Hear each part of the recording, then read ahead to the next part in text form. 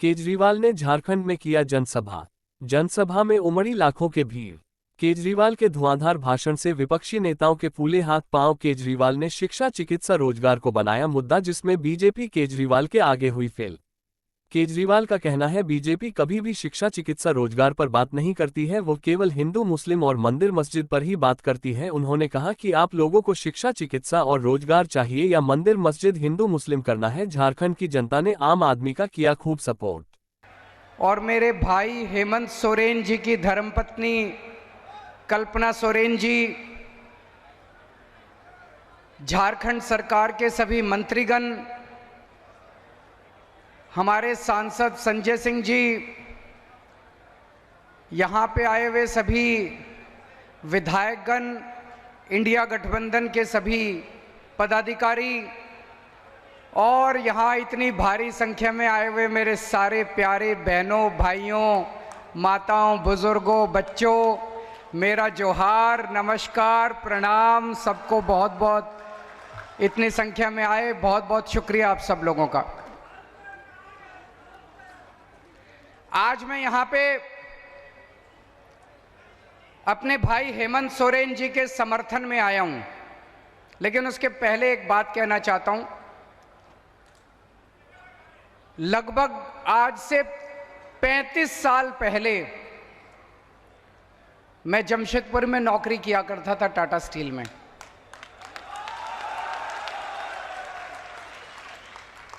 (1989) 1989 से 1992 3 साल मैंने नौकरी की।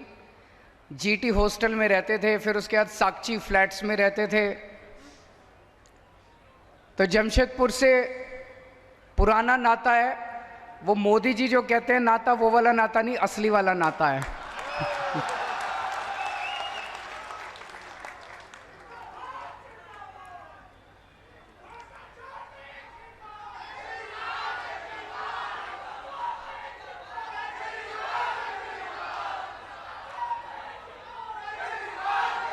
मैं जेल से सीधा आप लोगों के बीच में आ रहा हूं, जेल से सीधा आप लोगों के बीच में आ रहा हूं। और एक दिन मैं अपनी जेल के सेल में बैठा हुआ था, तिहाड़ जेल के, और मैंने टीवी में देखा, वहां हर सेल में टीवी उपलब्ध है सभी कैदियों को। टीवी में देखा कि सुप्रीम कोर्ट ने मुझे 21 दिन की मोहलत दे दी कि जाओ और चुनाव प्रचार करो। मुझे तो यकीन ही नहीं हुआ। मोदी जी ने पूरी कोशिश की, मोदी जी ने पूरी ताकत लगाई कि केजरीवाल को बेल नहीं मिलनी चाहिए, लेकिन मेरे ऊपर बजरंगबली का आशीर्वाद है। बजरंगबली के सामने मोदी जी की नहीं चली।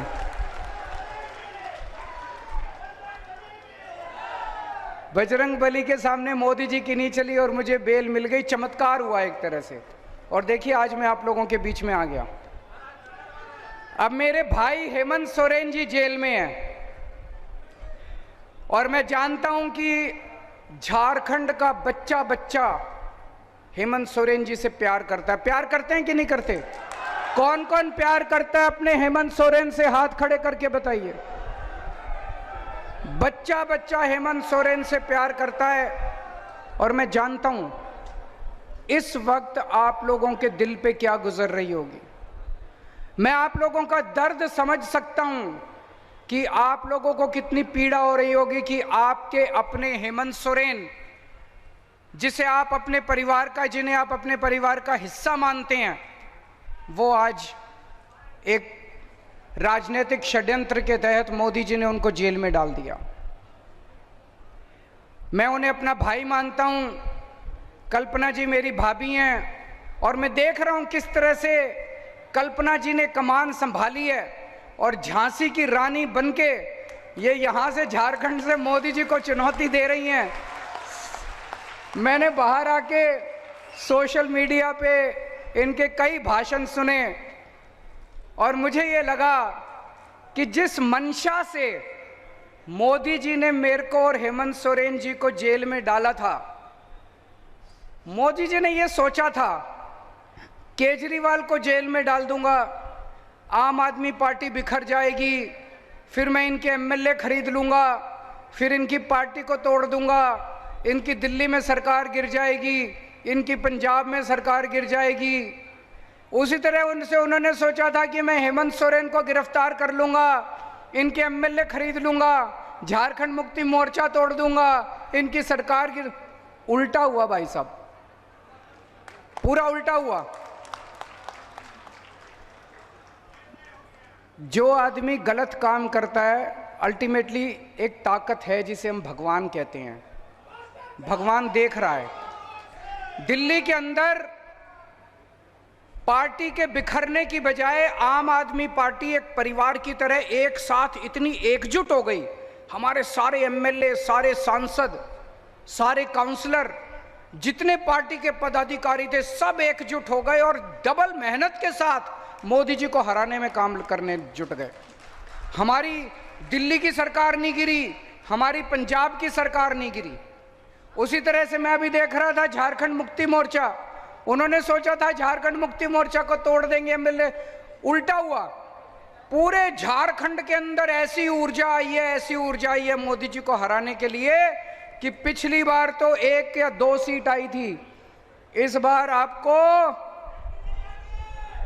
कितनी सीट दोगे? कितनी सीट दोगे? कसम खा के जानी है आज, 14 की 14 सीट इस बार इंडिया गठबंधन को आनी चाहिए। एक चीज है जो आप लोगों को भी नहीं पता, दिल्ली के लोग, दिल्ली के 2.5 करोड़ लोग हेमंत सोरेन जी के और झारखंड की जनता के तहे दिल से आभारी हैं। क्यों? कोरोना के टाइम में हेमंत सोरेन जी ने व्यक्तिगत तौर पे दिल्ली के लोगों की मदद की थी।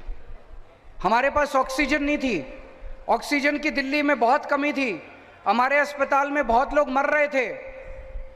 मैंने हेमंत सोरेन जी को फ़ोन किया और उन्होंने तुरंत हाथ की हाथ, क्योंकि झारखंड के अंदर कई सारी ऐसी इंडस्ट्री है, टाटा स्टील है और बहुत सारी इंडस्ट्री है जहां ऑक्सीजन पैदा की जाती है, ऑक्सीजन बनाई जाती है।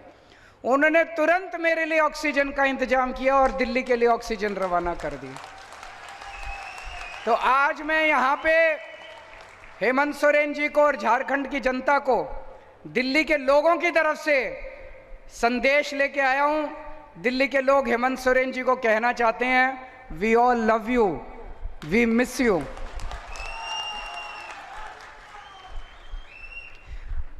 उन्होंने हेमंत सोरेन जी को जेल में क्यों डाला? जेल में आदमी क्यों जाता है? जेल में आदमी तब जाता है जब कोई अदालत जांच पूरी होने के बाद, मुकदमा चलने के बाद ये आदेश पारित करती है कि इस आदमी ने ये अपराध किया, ये आदमी दोषी है, इसलिए इसको जेल भेजो। इसीलिए जेल जाता है कि नहीं है? कोई अदालत कहती है कि इस आदमी ने चोरी की, इस आदमी ने भ्रष्टाचार किया, इस आदमी ने डकैती की, इस आदमी ने मर्डर किया, इस आदमी ने बलात्कार किया, ये इसका दोषी है, इसको जेल भेजो। हेमंत सोरेन जी के पास खिलाफ कोई आदेश नहीं है अदालत का, एक भी आदेश नहीं है अदालत का। किसी अदालत ने ऐसा ऑर्डर नहीं पास किया कि हेमंत सोरेन दोषी है। कोई अदालत नहीं है जिसने हेमंत सोरेन को दोषी कहा है। अभी जांच चल रही है, 10 साल जांच चलेगी, फिर क्यों हेमंत सोरेन को जेल में डाला? गुंडागर्दी है मोदी की। गुंडागर्दी के तहत ऐसे तो किसी भी पक्का को भी पकड़ के जेल में डाल देंगे। ये तो गुंडागर्दी चला दी पूरे। मेरे खिलाफ क्या दोष है? कोई दोष नहीं है। मेरे को किसी अदालत ने दोषी नहीं कहा, मेरे को किसी अदालत ने भ्रष्टाचारी नहीं कहा, किसी अदालत का मेरे खिलाफ कोई आदेश नहीं है। मेरे को पकड़ के जेल में डाल दिया। कल को किसी चंपई जी को जेल में डाल देंगे, इनको जेल में डाल देंगे, किसी को भी पकड़ के जेल में डाल देंगे। ये तो सरासर इन्होंने गुंडागर्दी मचा रखी है। मोदी जी आदिवासी समाज से नफरत करते हैं। हेमंत सोरेन जी केवल झारखंड के नेता नहीं है, हेमंत सोरेन जी पूरे देश के आदिवासी समाज के सबसे बड़े नेता हैं।